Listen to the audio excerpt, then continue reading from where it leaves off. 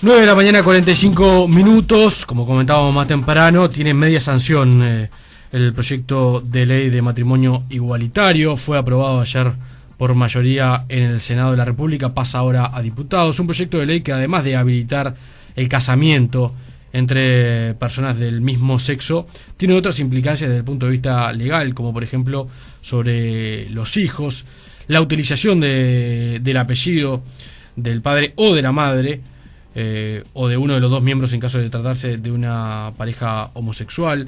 Algunos cambios que desde el punto de vista legal se señala pueden tener algunas complicaciones. Para analizar estos temas está con nosotros nuestro columnista, el doctor Heber Gato. ¿Cómo estás, Heber? Buen día. ¿Qué tal? Buen día. ¿Qué tal, Leandro? ¿Cómo ves en términos generales el proyecto de ley? Y después te quería preguntar en particular sobre algunos de esos temas que yo mencionaba. Por ejemplo, el tema del apellido y cómo puede complicar esto desde el punto de vista jurídico a futuro, el hecho de que se pueda elegir el apellido que porte el hijo de una pareja. Bueno, tú lo decías, es una reforma trascendente. No es el mero derecho otorgado a los homosexuales de poder entrar en relaciones matrimoniales, sino que el proyecto incursiona en áreas que tienen que ver con la vida de la sociedad civil y las relaciones filiatorias, las relaciones patrimoniales en un matrimonio. En fin, es un proyecto de vasto alcance. Es cierto que Uruguay no es el primer país que adopta cambios en esta materia, ¿verdad? Ya desde hace más de 12, 13 años se vienen generando modificaciones en la legislación matrimonial en varios países del mundo, en Europa, los países nórdicos, España, Portugal, en América, Argentina, por ejemplo, sí, que adoptó cambios del mismo, de parecido cariz, ¿verdad? Ahora, estas cosas, Leandro, para medir el impacto que tiene en la sociedad y las dificultades que van a ir generando, las dificultades y las ventajas, ¿verdad? Es necesario que pase el tiempo.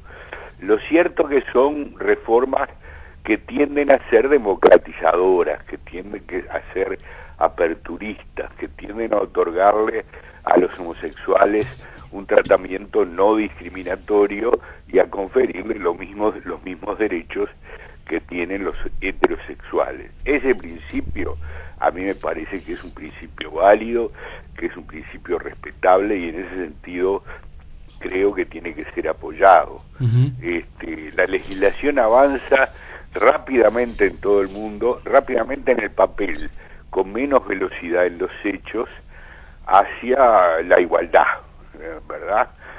El liberalismo, porque este es un aspecto legal que tiene que ver con el avance del liberalismo en el mundo, ha tenido siempre por principio el tratamiento lo más amplio posible, con la menor injerencia del Estado en la vida y en la felicidad de los individuos, en la búsqueda de la felicidad de los individuos, como dice la Constitución de los Estados Unidos, y en este sentido brindarles los mismos derechos que a los no homosexuales, como decía antes, bueno, sin duda es un avance. Ahora, ¿cómo va a repercutir esto en ciertos casos más complejos o más dudosos, como puede ser la adopción por parte de un matrimonio homosexual? ¿Qué problemas puede o no causar en los adoptados, en los niños? ¿Cómo se sentirá un niño que nace en un matrimonio homosexual? ¿Cuáles serán sus problemas? ¿Cuáles serán eventualmente sus ventajas, si es que la tuvieran? En fin, todos esos son problemas que el tiempo va a ir dando el diagnóstico. Es muy difícil preverlo en este momento. Se dice, y así lo sostiene la comunidad homosexual, que en el mundo no ha habido demasiados problemas y que estos niños han mostrado una capacidad de adaptación a la vida social exactamente igual que los niños nacidos de matrimonios heterosexuales. Pero naturalmente el tiempo que ha transcurrido para poner a prueba estas afirmaciones es todavía muy poco, ¿no? Claro. 10 años es demasiado poco. Así que es un tema que todavía está abierto. Claro. La legislación en un país no tiene por qué ser dicha de una vez y para siempre, ¿verdad? La legislación tiene que estar en un proceso profundo de cambio, adaptándose a las circunstancias. De modo que esta ley seguramente, y lo digo con certeza, tendrá que ser seguida en el tiempo por otras leyes que vayan modificando aspectos que se revelen problemáticos en el futuro. Por ejemplo, el tema, tú lo planteabas bien, el tema de el derecho de darle al niño el apellido que los padres acuerden. Claro, porque en este gran proyecto de ley hay incluidas algunas cosas que no tienen relación directa con las parejas homosexuales, y ese es uno. Y permitime, Heber, reiterar lo que dice: los padres heterosexuales pueden elegir el orden de los apellidos de sus hijos siempre y cuando lo hagan de común acuerdo. De lo contrario, se va a mantener como primer apellido el apellido del padre. Esto es una innovación para las parejas heterosexuales, que algunos de políticos de la oposición, por ejemplo, que votaron el proyecto en general, no votaron este artículo, siguiendo las recomendaciones de algunos juristas que dicen, bueno, esto puede llegar a generar algunas complicaciones a futuro. Evidentemente, es un cambio, es decir, un país que ha seguido una tradición patrilineal, como es el caso de Uruguay, donde el apellido ha sido siempre transmitido a través del padre. Una modificación de este tipo puede causar probablemente en un futuro una serie de complicaciones. Una de ellas, por ejemplo, y ya la adelanto, puede ser que el niño no esté de acuerdo con el cambio de apellido que propusieron sus padres, ¿verdad? Dos padres, vamos a ser claros, sí. Se casan dos personas y deciden que los apellidos van a ser los de la esposa, o sea, los de la madre. Los niños, en lugar de apellidarse como el padre, se van a apellidar como la madre, y en segundo lugar podrá ir o no el apellido del padre. ¿Qué va a ocurrir si, pasado un tiempo, ese niño siente que ese cambio lo perjudica, que él se siente identificado con el padre, que él cree que la tradición uruguaya en la materia era la adecuada y que este cambio le quitó los derechos que tuvieron todos los orientales hasta el momento de dictarse la ley?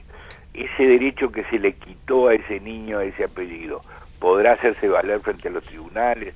¿No podrá hacerse valer? ¿Ese niño tiene razón o no tiene razón? En fin, yo no me quiero pronunciar porque son problemas que merecen otro tipo de reflexión. Ahora, ¿y hoy cómo es? Porque hoy podría suceder el efecto contrario, digamos, un hijo que no quiere llevar el apellido de su padre por X razón, muchas veces porque hay muchos casos de padres de padres que desaparecen, digamos, que dejan a la mujer con un hijo y el hijo pretende llevar el apellido de su madre. Exacto. ¿Cómo es hoy eso? ¿Cómo funciona? No puede hacerlo. No se puede hacer. El sistema es rígido, no se puede cambiar el apellido, excepto en aquellos casos donde el apellido, por tener algún problema fonético, le cause dificultades. Yo recuerdo que tuve hace muchísimos años un caso en mi estudio donde una persona que tenía un apellido que sonaba muy mal, que sonaba a cierto órgano maltratado del cuerpo humano, sí. Logró mediante un procedimiento judicial cambiarse el apellido, pero era un procedimiento complejo donde había que acreditar mediante pruebas muy claras de que ese apellido le causaba dificultades, etcétera. De modo, y al final lo logró, ¿no? De modo que no es sencillo en el Uruguay cambiarse el apellido. Ahora esta regla va a modificar totalmente el asunto, ¿no? Heber, otra dificultad. Quiero señalar algo. Sí, claro. El régimen anterior no era un régimen establecido por ley, de modo que el que se sentía afectado por el apellido por tener que usar el apellido del padre, en todo caso tendría que quejarse de la ley que había establecido ese sistema. Ahora varía, ahora será el acuerdo entre los padres, el que es algo que no haya acuerdo, en cuyo caso se sigue con el apellido paterno. En la legislación que a partir de esta ley se va a sancionar, va a ser el acuerdo de los padres el que va a determinar cuál va a ser su apellido. Hay una diferencia, ¿no? Sí, claro. Ahora, este proyecto de ley, que seguramente se va a transformar en ley, ¿permitiría, por ejemplo, que dos hermanos de los mismos padres lleven apellidos distintos? ¿Uno lleve el apellido del padre y otro de la madre? No, el proyecto proyecto te permitía eso, pero a último momento se modificó y la primera decisión en relación al primer hijo determina el nombre de todos los hermanos posteriores. Claro. Claro. O sea que no queda permitido eso. Eso hubiera sido muy grave porque hubiera implicado que los hermanos se llamaran de distinta manera, ¿no? Lo cual me parece a mí que podría haber atentado contra la identidad de la institución hermandad, ¿verdad? Claro. En fin. Pero no, ya te digo, está modificado. Los que van a tener bastante trabajo son tus colegas los escribanos, ¿eh? Y claro, esto dificulta mucho. Porque después para reconstruir una sucesión, por ejemplo, es complicado, claro, ¿no? Claro, porque el hecho de llamarse diferente no va a modificar en nada los derechos patrimoniales. Obviamente. Pero en principio sorprendería, además sorprende costumbres muy arraigadas en el Uruguay, ¿verdad? El hecho de que alguien se llame de un modo... No estoy valorando, estoy describiendo, pero el hecho de que alguien se llame de manera diferente a su padre va a generar, al principio por lo menos, una sensación de extrañeza muy fuerte en el país, ¿no? Hace, en definitiva, casi 200 años que seguimos el régimen patrilineal, ¿no? Aquí un oyente pregunta, ¿qué pasa con las parejas que ya están casadas pero no tienen hijos? ¿Podrán optar también por el apellido de sus hijos? No puede modificar el apellido que ya tienen sus hijos. No, pero pero si están casados pero no tienen hijos, esto no es para los nuevos matrimonios. La ley yo no he estudiado en profundidad la ley, naturalmente, porque todavía no tiene siquiera un texto definitivo. Claro. Pero yo no recuerdo que en el proyecto haya ninguna previsión sobre el tema. De manera que entiendo que en principio, cuando no tienen hijos, podrán alterar el régimen, ¿no? Claro. Pero lo digo sin la seguridad debida. Sí, está claro. Habría que estudiar más a fondo el régimen y además hay que esperar que el Senado, que diputados en definitiva termine de aprobarlo, ¿no? Claro.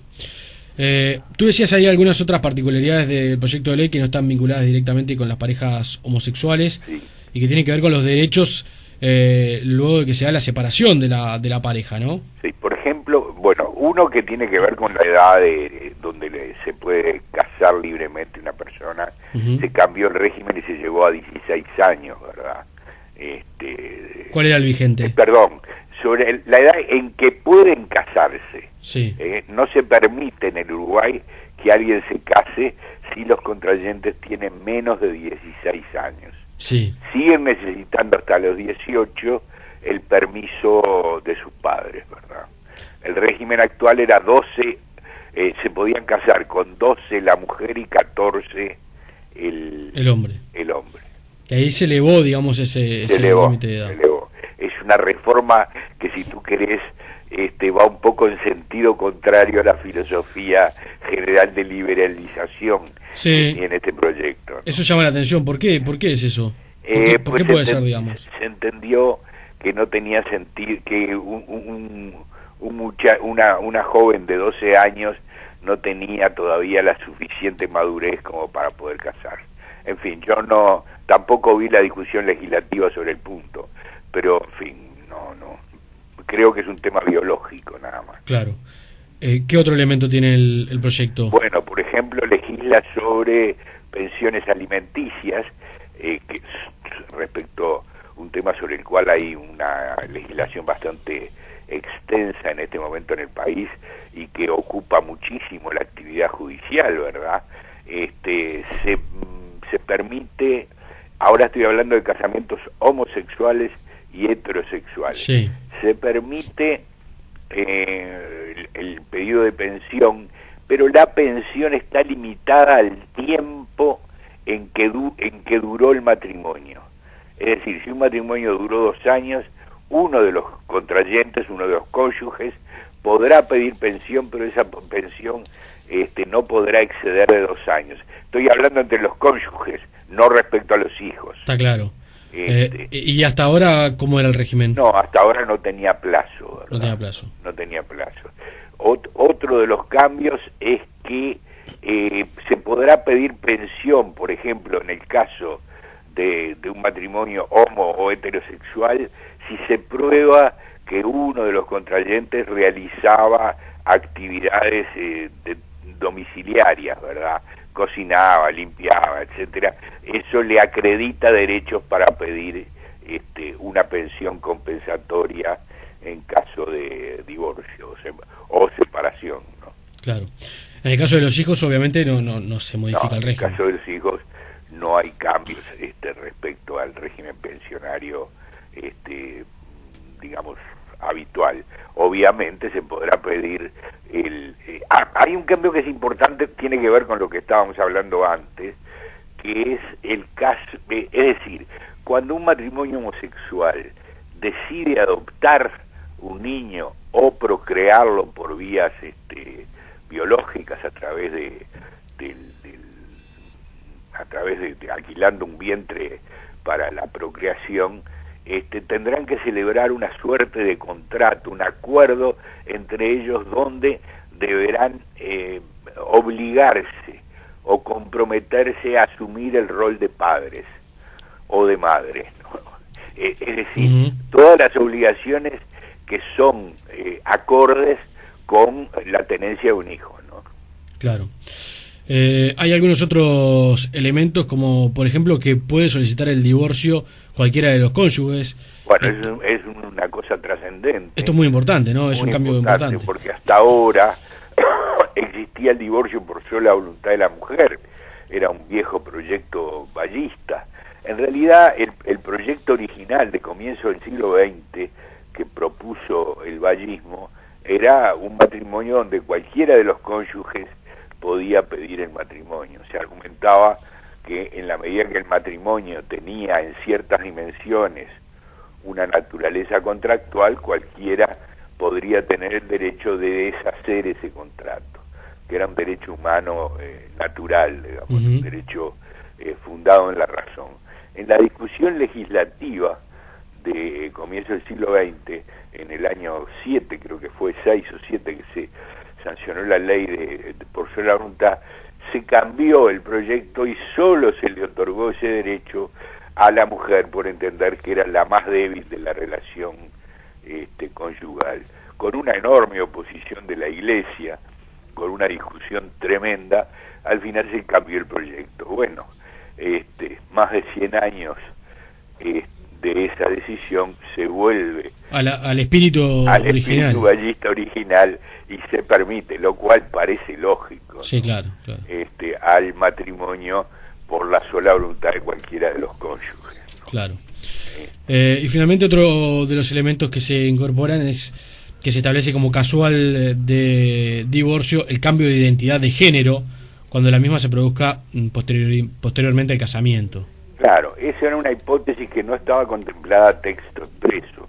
Había alguna sentencia donde ya se la admitía por entender que el cambio de sexo de uno de los cónyuges con posterioridad al matrimonio implicaba una suerte de agravio al cónyuge anterior que ameritaba el divorcio, ¿verdad? Que estaba contemplado dentro de la legislación general como un caso que hacía cesar el matrimonio. Pero ahora se sanciona expresamente a texto expreso, a texto claro, esa causal de divorcio. Yo lo que te diría que es una ley, es una verdadera revolución en el área de las relaciones de la sociedad civil. Sin duda, muy innovador, ¿no? Todo el estado filiatorio del país sufre un cambio importantísimo, el régimen pensionario. Lo único que la ley no incursiona es en el régimen de bienes del matrimonio, que en Uruguay tiene serios defectos, ¿verdad? Donde no hay ninguna innovación, por lo menos yo no he visto ninguna innovación importante, y es un campo donde sería necesario innovar. Pero es bueno que la ley no toque más aspectos de los que toca. Una de las críticas que se le hace, creo que tú lo decías, es que es una ley demasiado ambiciosa, ¿no? Que se extiende por demasiados territorios, y eso puede en definitiva ser un defecto de la norma, ¿no? Claro, muchos que no tienen que ver directamente con lo que se reclama son los derechos de las parejas homosexuales, ¿no? Hay otros aspectos que hemos repasado que no están relacionados directamente con eso. Pero exacto. El tema, por ejemplo, el gran tema que ya hablamos de él muy someramente, que también probablemente va a exigir cambios importantes, adecuaciones y ajustes que el paso del tiempo va a ir indicando, es el tema de las adopciones, ¿no?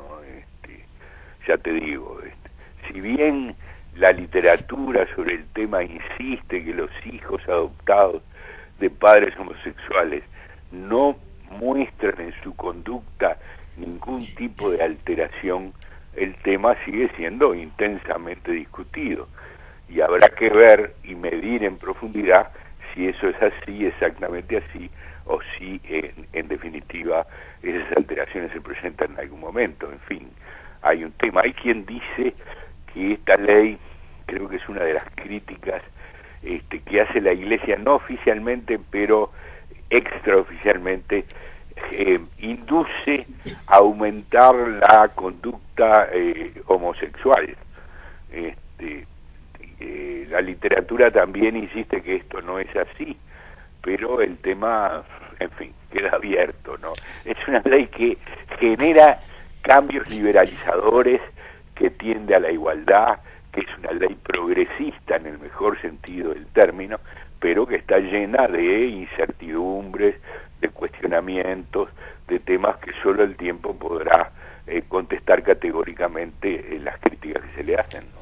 Si uno repasa la historia del Uruguay, no es una ley ajena a los antecedentes de nuestro país, ¿no? No, nuestro país, en la medida que ha tenido una actitud laica, una actitud con un Estado neutral respecto a los temas morales, neutral en el sentido de que, como dice la Constitución de los Estados Unidos, cada uno busque su felicidad en forma personal, y que el Estado lo que debe hacer es brindar el marco para que cada uno tenga los elementos, el medio, los instrumentos para su autorrealización, y que el Estado no debe elegir para nadie su camino de vida. El camino de vida es un tema privativo de cada ciudadano. El Estado tiene la obligación de permitir que esa búsqueda que cada ciudadano realice se haga en las mejores condiciones. Este principio el Uruguay lo ha sostenido férreamente. Es el Estado más laico de América Latina, el que primero se separó de la Iglesia, y esa laicidad y esa neutralidad en cuestiones valorativas ha marcado un poco el perfil de los uruguayos. Bueno, esta ley retoma ese camino progresista, digamos, ¿no? Heber, te agradezco mucho este análisis, muy útil en un día como hoy, donde, bueno, obviamente muchos estarán tratando de averiguar o entender cuál es el nuevo panorama que se abre a partir de que este proyecto se transforme en ley cuando sea aprobado en diputados y promulgado, ¿no? Sí, hay que tener en cuenta también, Leandro, y creo que es importante, que es una ley que cuenta con aprobación de todos los partidos políticos. Si bien el Partido Nacional está dividido, el Partido Colorado, con la excepción de un legislador, la apoyó. Pero ya tuvo una votación, reiteremos, yo lo había dicho más temprano, de 23 votos a favor y 8 en contra, así que es un apoyo muy amplio, ¿no? Es muy amplio, atraviesa transversalmente el arco de los partidos políticos uruguayos. Es un tema donde no se divide entre izquierda y derecha, donde no se divide entre pobres y ricos, sino que tiene otro eje de división. Tiene que ver con problemas filosóficos, con problemas religiosos, con problemas de tradición versus modernidad, pero a mí me parece una ley muy interesante, siempre, digo, sujeta a las rectificaciones que el tiempo vaya mostrando que es necesario hacer. Claro. Hay muchos abogados, mucho colega mío que ha señalado problemas técnicos, problemas de redacción, problemas de incongruencias, que van a plantear dificultades a los jueces en la aplicación de la ley, y que, como decía antes, habrá que ir viendo qué rectificaciones necesitan, ¿no? Claro. Pero en general, aprobada. Heber, te agradezco mucho estos minutos, te mando un abrazo. Que pasen muy bien. Chau, el doctor Heber Gato.